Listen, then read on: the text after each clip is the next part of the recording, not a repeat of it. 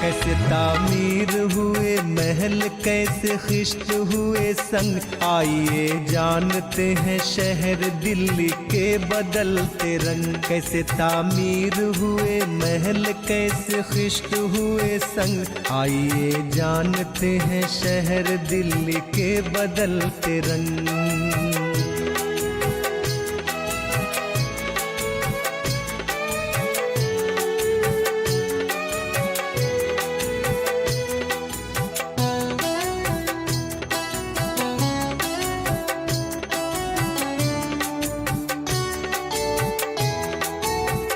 कुछ अपनी तारीखें और कुछ वजूद पर करे नजर, कहाँ से कौन है हम हर हुदूद पर करे नजर। वक्त के साथ साथ कैसे लड़ी वक्त ने है जंग, आइए जानते हैं शहर दिल्ली के बदलते रंग। कैसे तामीर हुए महल, कैसे खिश्त हुए संग, आइए जानते हैं शहर दिल्ली के बदलते रंग।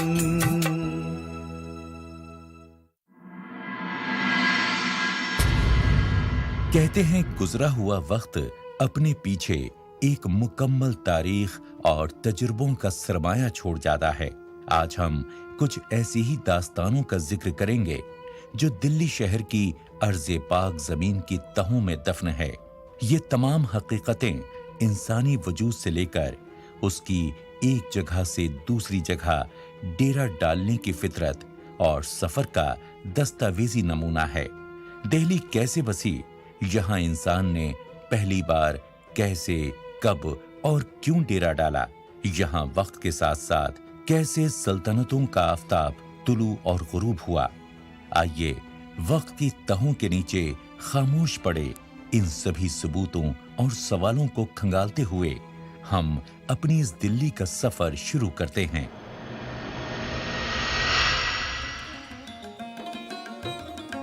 दिल्ली एक बू कलमों खूबसूरत गुलदस्ता है जिसमें कई हजार साल की तारीख और तहजीब बाहम गुथी हुई है। दिल्ली पर हुकूमत करने वाली कौमों और सल्तनतों के बाकी मांदा आसार इस बात का सबूत हैं कि ये शहर कितना पुररौनक है और इसने सदियों तक कितने सयाहों की तवज्जोहात को अपनी तरफ खींचे रखा। वाकई दिल्ली का तहजीबी सिलसिला काफी वसी, मुसलसल और बहुत ज्यादा पुरकशिश और दिलचस्प है। मजमूई तौर पर दिल्ली एक मुसल्लस जैसा है जिसके मगरबी सिमत में अरावली पहाड़ हैं और शिमाल से जुनूब में बहती जमुना नदी मशरिक की तरफ है। इस शहर की आबादी पत्थर के अहद से शुरू होती है और फिर बकिया लोग तारीख के दौरानिया में यहाँ आबाद रहे। दिल्ली कदीम, अहद वस्ता और अहद जदीद का एक मुनफरिद संगम है। इसके पुरशौकत आसार पिछले तकरीबन 1000 साल के मुताल्ले के लिए बेहतरीन जरिया हैं। इनके जरिए दिल्ली के दारुल हुकूमत की हैसियत हर जमाने में वाज़े होती है। मुख्तलिफ सल्तनतों ने अपने दारुल हुकूमत यहाँ तामीर किए। कुछ ने पहले से मौजूद शहर में कमी और इजाफा किया और कुछ ने नए शहर बसाए। तकरीबन 8 से 15 मकामात ऐसे हैं जहां नए शहर बनने के आसार मिले हैं। इंदरपत के अलावा दहलिका के मकाम पर अनंगपुर जो बाद में लाल कोट कहलाया और उसके बाद किला राय पिथौरा के नाम से मशहूर इब्तिदाई अहद वस्ता का शहर है। तुगलकाबाद और कोटला की बुनियादें सल्तनत अहद में रखी गईं। बाद में मुगल अहद में शाहजहानाबाद और जदीद अहद में नई दिल्ली अंग्रेजों के जरिए बसाई गई।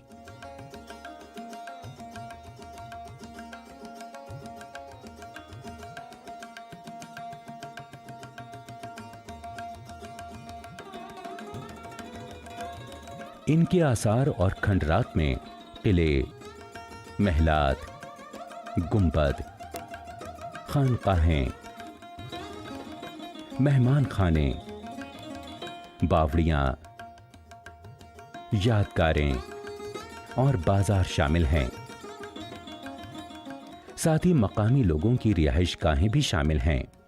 इस दस्तावेजी सिलसिले के जरिए हम आपको एक दिलचस्प सैर पर ले जाएंगे, जिसमें आप कदीम जमाने से लेकर आज तक, जबकि दिल्ली ग्लोबलाइजेशन के मुजाहरे से बतदरीज मामूर हो रही है, दिल्ली के मुख्तलिफ रंगों को देखेंगे। हम आपको दिल्ली को देखने और परतने की दावत देते हैं। इसके सिर्फ मारूफ सियाहती मराकज़ के जरिए नहीं, बल्कि कम मारूफ लेकिन इस दर्जे के पुरकशिश तारीखी मकामात के जरिए जो दिल्ली के मुख्तलिफ इलाकों में वाक़े हैं। एक हंगामा खेज शहर की कहानी जो जिंदगी के मुख्तलिफ मज़ाहिर तमद्दुन से मालामाल है और जो हिंदुस्तान का दिल कहलाता है।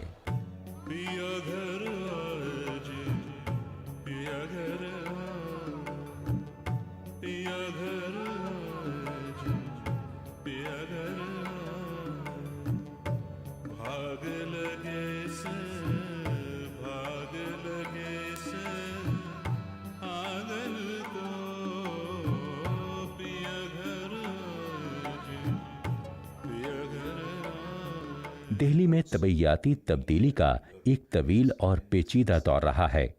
इसमें इंसानी जिंदगी की शमूलियत बहुत बात की है। दिल्ली का माजी कदीम जमाने में दफन है। आर्कियोलॉजी में इंसान की कदीम तारीख का मुताला किया जाता है। हिंदुस्तान में इसका आगाज 18वीं सदी में हुआ था। पहले नवादरात को जमा करना शुरू किया गया, फिर बतदरेज नवादरात जमा करने से आगे बढ़कर आर्कियोलॉजी का फन इजाद हुआ। 20वीं सदी में ये मौजू यूनिवर्सिटियों और निसाब में भी शामिल हो गया। कदीम अक़वाम की बका में यहाँ की मुआफ़िक़ आबो हवा ने बहुत अहम किरदार अदा किया। तरक्की पजीर इंसानी मुआशरों के पास बहुत महदूद वसाइल थे, सलाहियतें भी कम थीं और आलात भी कम थे। इनके ज़रिए से वो अपने माहौल को इस्तेमाल कर सकते थे। कदीम अक़वाम दिल्ली के अंदर और इसके क़र्ब जवार में आबाद हुईं। शिमाली हिंदुस्तान के एक अहम आबी वसीले यानी दरियाए सिंध और गंगा और इनकी दीगर मुआविन नदियों के दरमियान था। ये इलाका गंगा और इसकी मुआविन नदियों के बहाव से पैदा अक्सर वसी मैदानों के दरवाजे पर वाक़े है। अरावली सिलसिला हिंदुस्तान का कदीम तरीन पहाड़ी सिलसिला है। एक जमाने में यह बड़ा पुरशकोह था, लेकिन वक्त और मौसमों की तब्दीली के बावजूद आज भी राजस्थान के माउंट आबू में इसकी बुलंदी 1722 मीटर है। अलबत्ता दिल्ली में इसकी बुलंदी जमुना की सतह से 2.5 मीटर से लेकर 90 मीटर तक है। अरावली का एक सिलसिला दिल्ली में गुड़गांव की तरफ से आता है और शहर के दरमियान से होता हुआ शिमाली मशरक की तरफ जाता है और वजीराबाद में जमुना के दाएं किनारे पर खत्म होता है। इस पहाड़ी बुलंदी के 4 हिस्से हैं। एक, जनूबी चोटी जो शहर के बाहर वाक़े है। 2, जनूबी वस्ता चोटी जो महरौली में वाक़े है। 3, दरमियानी या नई दिल्ली की चोटी जो धौला कुआं में है। और चौथी, पुरानी दिल्ली की चोटी जो सिविल लाइंस और दिल्ली यूनिवर्सिटी के दरमियान में वाक़े है। जंगल और पहाड़ों के पार मशरिक की तरफ जमुना नदी है, जिसका पानी साल भर दिल्ली में बहता रहता है। जमुना का बहाव शिमाल मशरिक में 100 किलोमीटर से ज्यादा और जुनूब दक्कन में 40 किलोमीटर से ज्यादा तब्दील हुआ है और फिर बतदरीज इसका रुख मशरिक की तरफ तब्दील हो गया और वो मौजूदा रुख पर आ गई। गर्मियों में इसकी गहराई ज्यादा नहीं होती, लेकिन बरसात में ये दिल्ली के लिए सैलाब का खतरा बन जाती है। जमुना नदी अपना खास मिजाज रखती है। इसने माजी में अपने बहाव में कई बार तब्दीली की। इसकी वजह से दिल्ली सैलाब और ज़लज़लों की जद में है। सैटेलाइट के तज्जिये के जरिए मालूम हुआ है कि कम से कम 6 आबी ज़खायर यानी नजफगढ़, सूरजकुंड, और भटकल झील जमुना नदी की वजह से हैं। ऐसे शवाहिद मौजूद हैं जिनसे पता चलता है कि ये नदी 4000 साल कब्ल जुनूबी दिल्ली की पहाड़ी के पास से बहती थी और फिर बतदरीज इसका रुख मशरिक की तरफ तब्दील हो गया और वो मौजूदा रुख पर आ गई। So far as the pre-proto and historical period of Delhi is concerned, जहाँ तक दिल्ली के इब्तदाई कदीम और ज़माने तारीख़ का ताल्लुक़ है, discovery of हम कह सकते हैं कि जवाहरलाल नेहरू यूनिवर्सिटी के कैंपस में पत्थर के अहद की साइट के मिल जाने से और 1991-92 में इस इलाके में खुदाई की बुनियाद पर अनंगपुर में खुदाई का काम हुआ और इब्तदाई पत्थर के ज़माने के एचूलियन औजारों की एक बड़ी तादाद मिली। explorations in 91-92 which we carried out in that region, इनकी बुनियाद पर दिल्ली का ताल्लुक पत्थर के अहद से साबित हो जाता है। and they were found in situ in their archaeological context. So that is the beginning of prehistory in Delhi.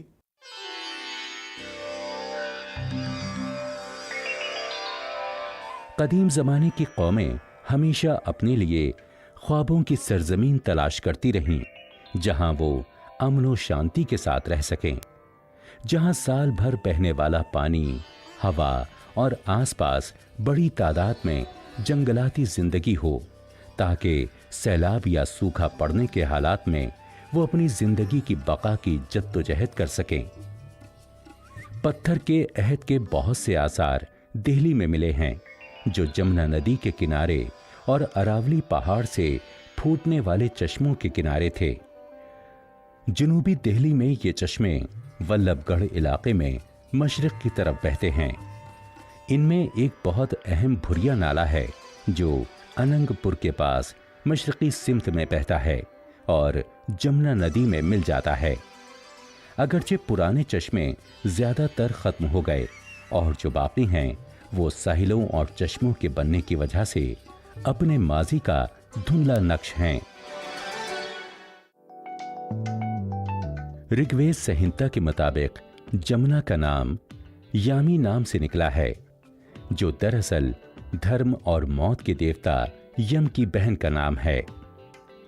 Yamuna का दूसरा नाम कालिंदी भी है। कदीम मंदिरों में जब जमुना और गंगा की तस्वीरें बनाई जाती थीं, तो जमुना को हमेशा काला दिखाया जाता था। कदीम दस्तावेजात से लेकर बरतानवी अहद के गजेट्स तक से ये अंदाजा होता है कि जमुना नदी में मगरमच्छ और घड़ियाल बकसरत थे और इस एतबार से इसमें मछलियां भी बहुत रही होंगी। उस जमाने में दिल्ली में घने जंगलात होंगे, जिसमें मुख्तलिफ तरह की जंगलाती जिंदगी होगी।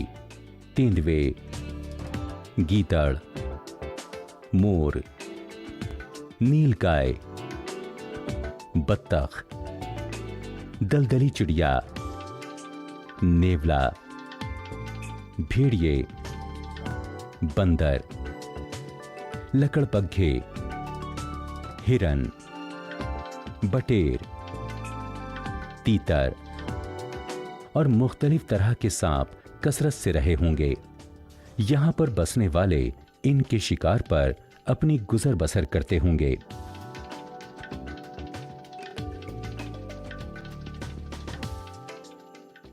Stone Age goes back more than a million years. पत्थर का जमाना 10 लाख साल कब्ल का है, यानी जदीद इंसान की तरक्की करने से पहले का जमाना। उस जमाने में खाना फराहम करने के लिए पत्थर के औजार और दूसरे तरीके इख्तियार किए जाते थे। लेकिन तारीख के उस मोड़ पर भी इंडिया में लोग रहते थे।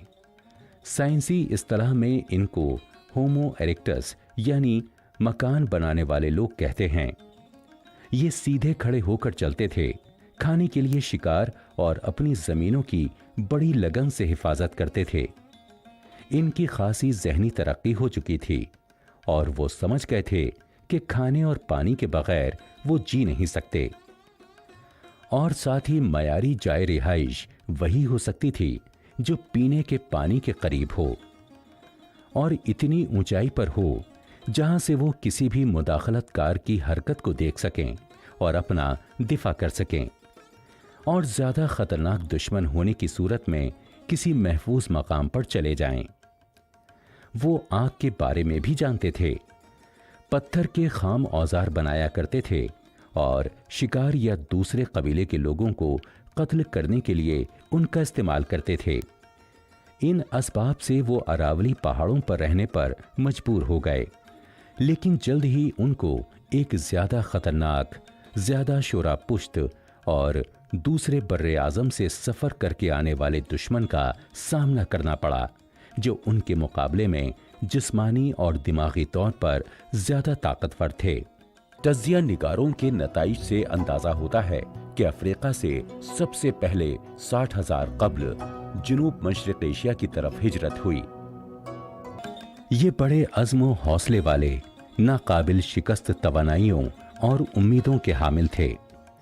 इन्होंने अपने लोगों की क़यादत गैर मालूम जगहों की तरफ की। इनके दिल उम्मीदों से भरे हुए थे कि एक दिन वो अपने ख्वाबों की सरजमीन पहुंच जाएंगे, जहां वो आराम से रह सकेंगे, जहां पानी के चश्मे हों और जहां जंगली जानवर शिकार के लिए मिल सकें। करीब 74,000 साल पहले एक तूफान ने एशिया को हिला डाला और पूरी दुनिया को पहली बार बुरी तरह मुतासिर कर दिया। 3200 किलोमीटर इंडिया से दूर जदीद इंडोनेशिया में टूबू पहाड़ गैज़ो गज़ब से फट पड़ा कि आज तक इंसानों ने ऐसा मंजर ना देखा होगा। इससे जबरदस्त लावा निकला और इसके सबब राख और मुख्तर बारिश ने पूरे माहौल को आलूदा कर दिया और जिंदगी को मुश्किल बना दिया।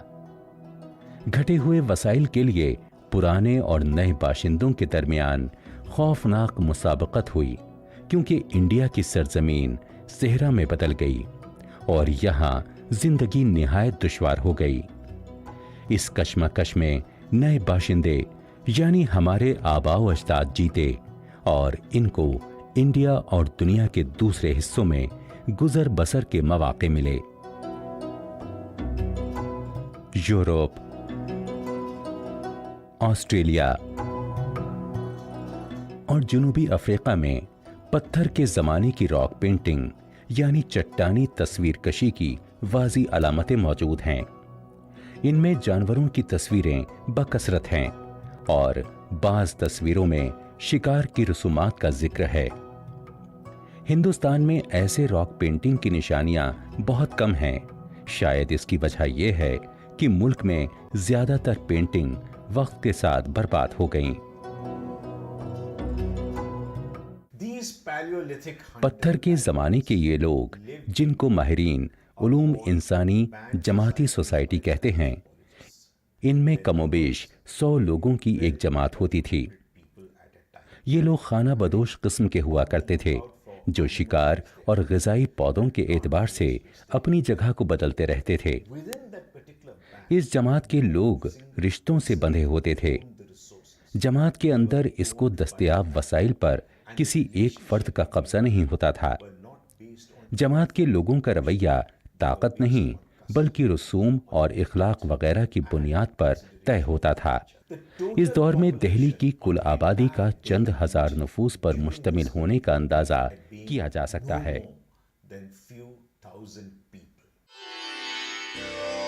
दिल्ली के इर्द गिर्द अरावली पहाड़ में मुतअद्दिद जगह हजरी अहद के औजार मिले हैं, जिनसे बाज़ लोगों का अंदाजा है कि इस अहद में दिल्ली के आसपास बड़ी तादाद में कौमें आबाद थीं। पत्थर के अहद का पहला सबूत मशहूर आर्कियोलॉजिस्ट सुरजीत सिन्हा ने 1956 में दरियाफ्त किया, जो इब्तिदाई हजरी अहद का है और दिल्ली यूनिवर्सिटी के मेन गेट के पास पहाड़ी चोटी पर है। इसके बाद दूसरे मशहूर आर्कियोलॉजिस्ट HD संकालिया ने सन 1974 में दिल्ली की पहाड़ी चोटियों से दूसरे ऐसे औजार दरियाफ्त किए जिनका ताल्लुक पत्थर के अहद से था। फिर 1984 में BM पांडे ने एक बहुत ही तरक्की याफ्ता हाथ की कुल्हाड़ी दरियाफ्त की। ये महज एक इत्तफाक था कि मुझे इब्तदाई हिजरी अहद का ये पत्थर मिला। हुआ ये कि मैं जवाहरलाल नेहरू यूनिवर्सिटी अपने एक दोस्त से मिलने गया था। मैं जैसे ही बस से उतरा, मेरी आंखों के सामने बाद के हिजरी अहद का ये औजार पड़ा हुआ था।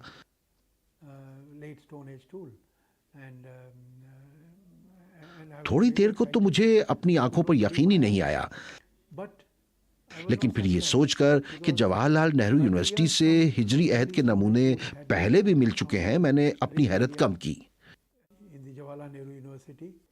So the discovery of this Stone Age tool from the Jawaharlal Nehru campus was not a big surprise to me, but I was very excited because the stone tool. मुझे जो औजार मिला ये बहुत खूबसूरत तराशी हुई हथ कुल्हाड़ी है। It's a beautifully done hand axe. कहते हैं इंसान की जिंदा रहने की जद्दोजहद, मुसलसल कोशिशों और उसकी जरूरतों से ही सल्तनत, मुल्क, शहर और गली कूचों में रौनक और रवानगी पैदा होती है। दिल्ली के साथ भी कुछ ऐसा ही हुआ होगा। ये शहर जो हजारों बरसों की तारीख अपनी फसीलों और मिट्टी में समेटे बैठा है, कई तहजीबों से वाबस्ता है। इस मिट्टी, इस शहर और इस जमीन को हम फिर से खंगालेंगे कुछ नए सबूतों और दलाइल के साथ।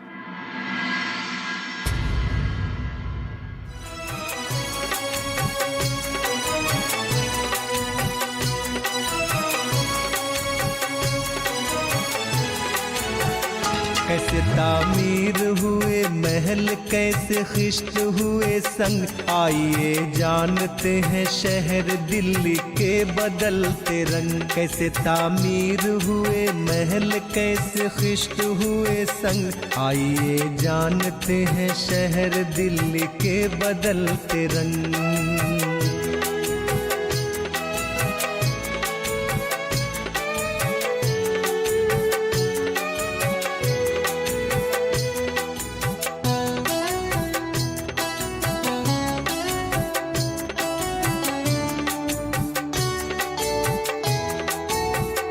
कुछ अपनी तारीखें और कुछ वजूद पर करे नजर, कहाँ से कौन है हम हर हुदूद पर करे नजर। वक्त के साथ साथ कैसे लड़ी वक्त ने है जंग, आइए जानते हैं शहर दिल्ली के बदलते रंग। कैसे तामीर हुए महल, कैसे खिश्त हुए संग, आइए जानते हैं शहर दिल्ली के बदलते रंग।